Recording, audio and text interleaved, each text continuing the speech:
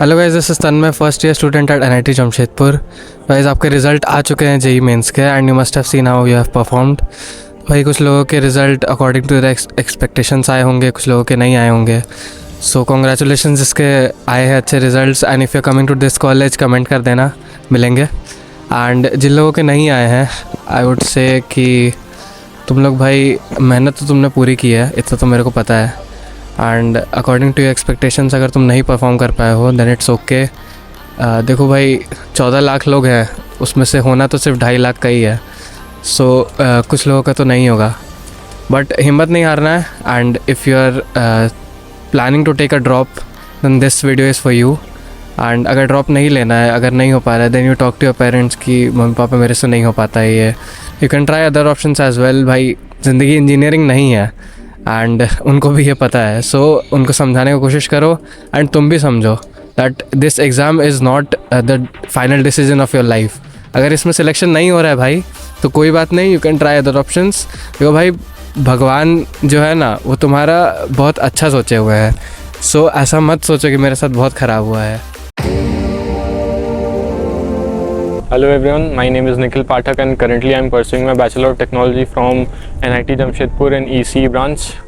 Last year मेरा 98.9 percentile था through JEE Mains like 27 shift 1 में, और इस साल मेरा 99.8 है, 99.788 है, और केमिस्ट्री में मेरा 99.97 है, और फिजिक्स में 99.83।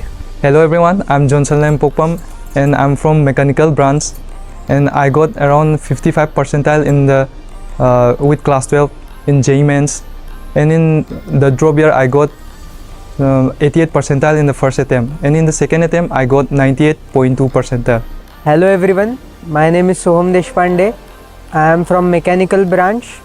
My 2023 JEE percentile was 97 percentile, and I was in COAP Maharashtra College. In 2024 my JEE percentile was 98.22. मेरा नाम आदित्य राज है।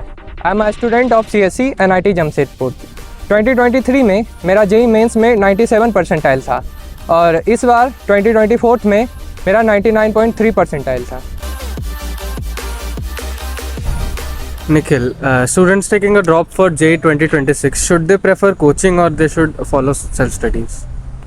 लाइक वो टोटली डिपेंड करता है बच्चे के प्रिपरेशन पे।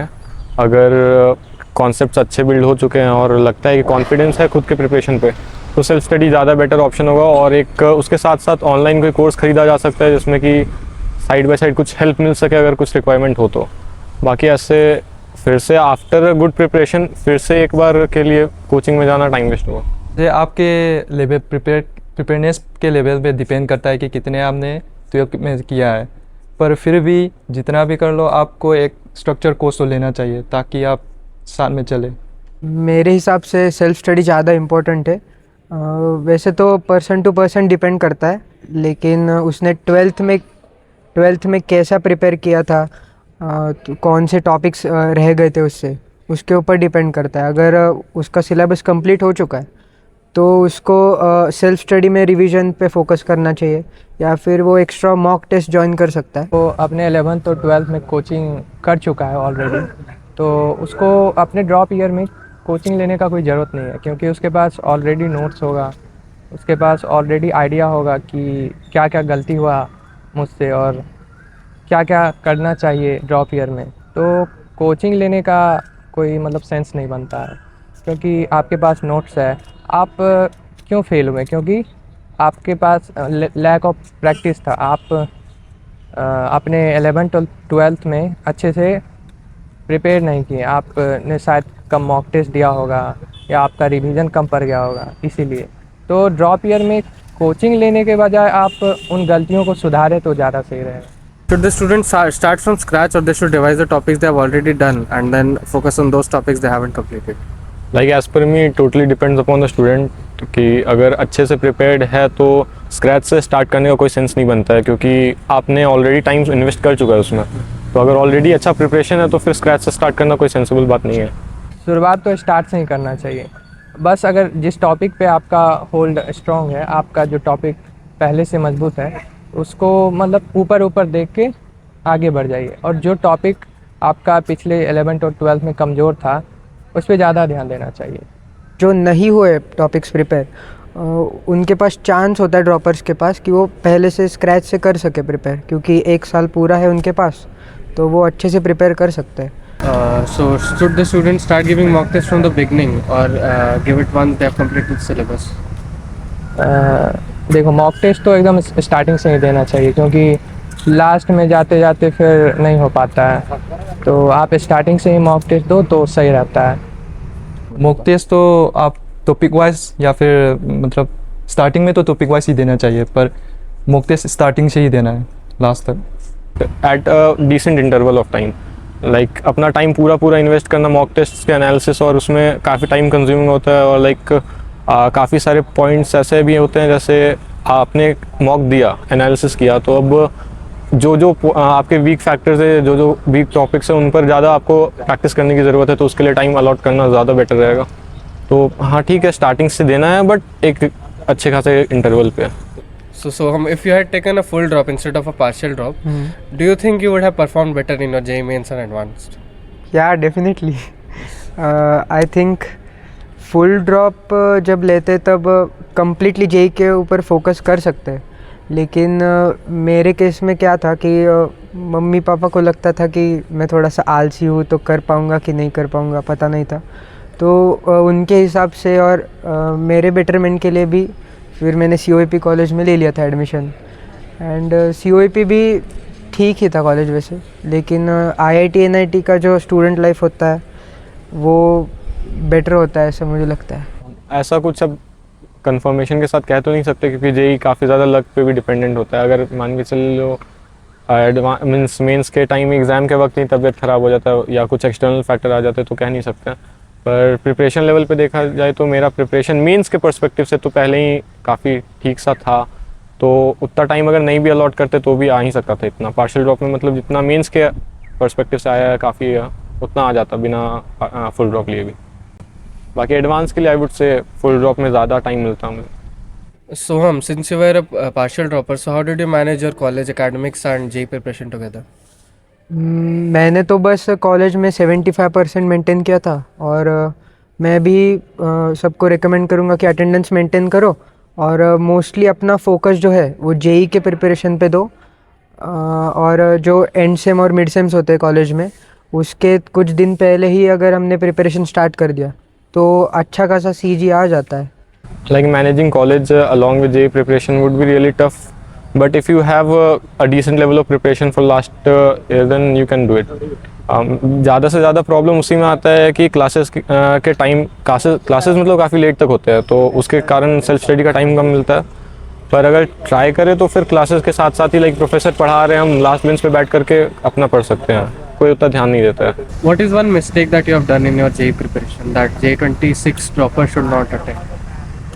लाइक मैंने काफ़ी लेट स्टार्ट किया था। मैंने लगभग सितंबर स्टार्टिंग में स्टार्ट किया था अपना ड्रॉप ईयर, तो मैं मतलब पूरी तरह से कवर नहीं कर पाया था सिलेबस फर्स्ट अटेम्प्ट के लिए।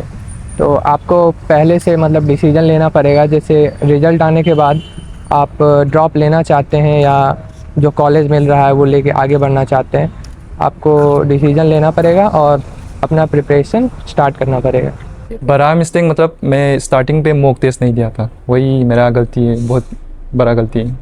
लाइक इस साल तो वैसे कुछ याद नहीं है, ऐसा कुछ खास गलती भी नहीं की है, क्योंकि टाइम ही काफ़ी कम मिलता था। लेकिन पिछले साल आई वुड से पिछले साल काफ़ी ज़्यादा रिजिड शेड्यूल था मेरा, तो हम खुद को रिलैक्स करने के लिए कम टाइम दिया करते थे।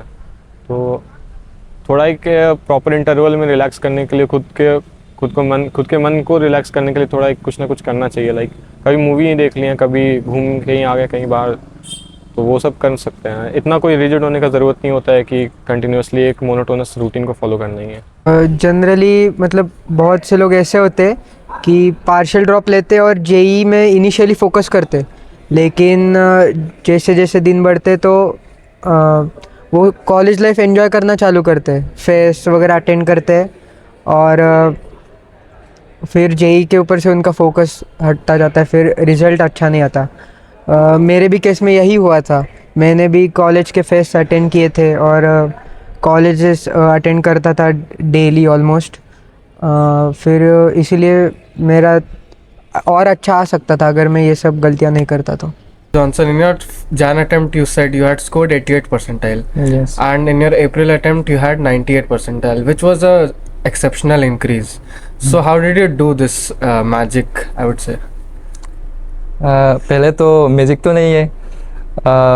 मेरे फर्स्ट अटेम्प्ट से पहले सिलेबस वगैरह तो सारा ऐसे कंप्लीट तो हो गया था, पर ये गलती था कि मैं मॉक टेस्ट कम दिया था, तो उतना एग्ज़ाम टेक्निक वगैरह और टाइम मैनेजमेंट वगैरह मेरा अच्छा नहीं था। तो उसके बाद फर्स्ट अटेम्प्ट के बाद थोड़ा मैं मॉक टेस्ट वगैरह ज़्यादा देने लगा, तो उस पर फोकस किया, टाइम मैनेजमेंट वगैरह, और रिवीजन तो चल ही रहा था। So the main problem during the drop year is that students get distracted very easily because their friends who are in college who did not take a drop or performed well in JEE mains, they are enjoying in college and they think that why am I stuck in this situation?